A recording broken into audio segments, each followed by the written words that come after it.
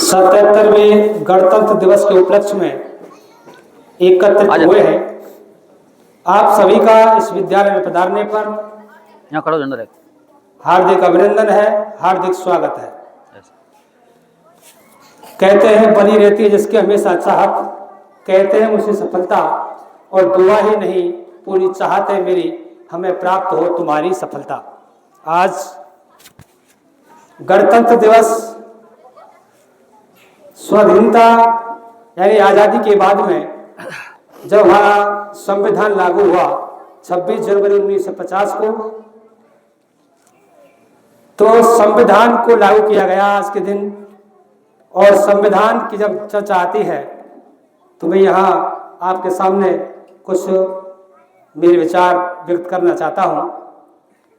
संविधान की प्रथम धारा में लिखा हुआ है इस देश का नाम, इंडिया दैट इज भारत। यानी कि अंग्रेजों ने, मैं और आगे जाऊं तो जिहादियों के बाद अंग्रेजों ने हमें 200 वर्षों तक गुलाम बना के रखा। 200 वर्षों की गुलामी के बाद लगभग 14,000 क्रांतिकारियों की शहादत बलिदान के बाद हमें यह आज़ादी मिली।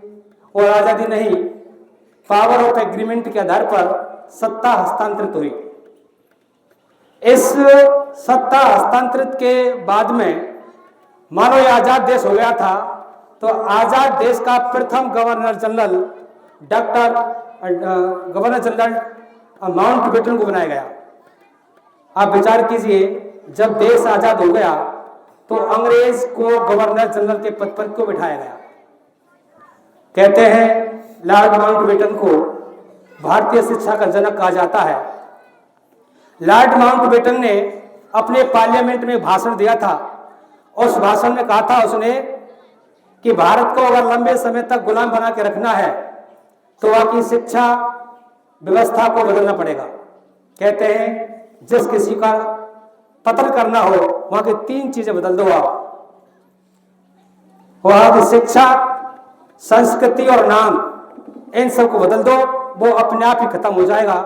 लॉर्ड माउंटबेटन ने वहां के पार्लियामेंट में जो भाषण दिया, तब गवर्नर जनरल वहां के उस समय के governor general doctor David Foley, उन्होंने शिक्षा अधिनियम 1835 पारित किया, जिसने भारतीय ब्रिटिश शिक्षा के आधुनिक भारतीय शिक्षा की नींव रखी। इंग्लैंड में पहला स्कूल 1811 में खोला गया, जबकि उस समय भारत में लगभग 7,32,000 गुरुकुल चला करते थे।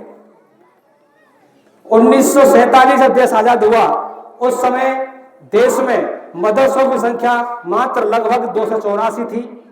और उस समय 1947 में भारत में लगभग गुरुकुल 39,854 के आसपास गुरुकुल चला करते थे उस समय। 2019 आते आते आप विचार कीजिए कि 2019 आते आते गुरुकुल घट करके मात्र 34 रह गए और मदरसों की संख्या लगभग 43,000 के पार हो गई।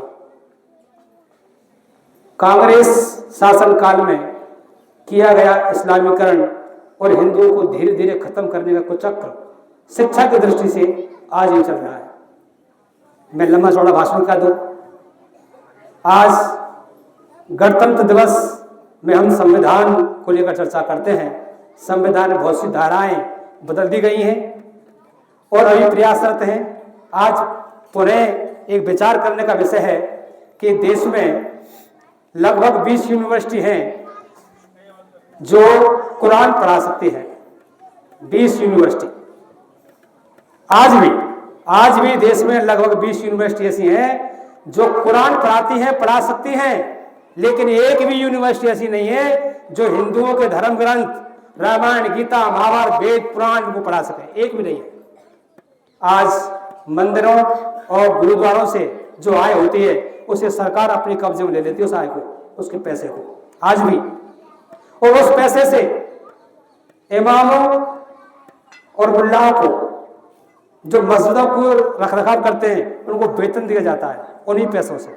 और हमारे मंदिरों के पुजारियों को, पूजा अर्चना करने वालों को कुछ नहीं मिलता, बल्कि ऊपर से हत्या कर दी जाती है।